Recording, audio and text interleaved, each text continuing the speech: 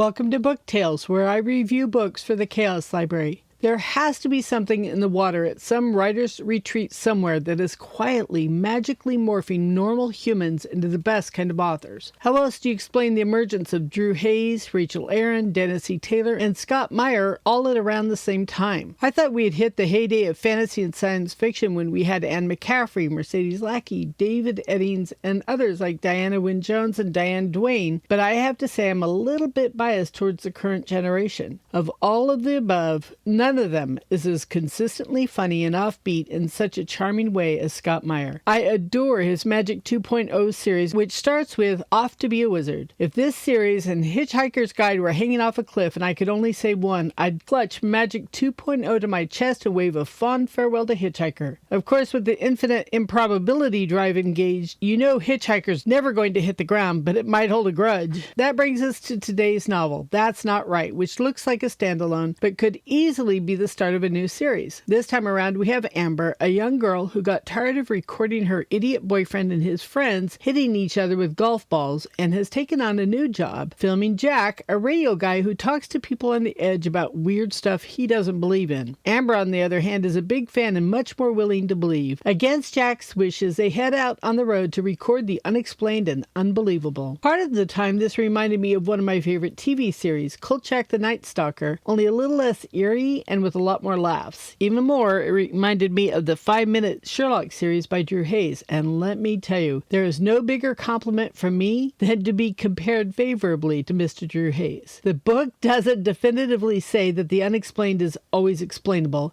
and that's part of the charm. Is this fantasy or science fiction or just good humor? Yes. It's a quick book and one with a lot of laughs. If you read it, and you should, let me know if you think The Unexplained is more hilarious than fantastic. I'm sure you'll have a good ride either way. 4 road-tripping, head-tripping stars. You've reached the tail end. Look forward to another book tale soon, and don't forget to visit the Chaos Library.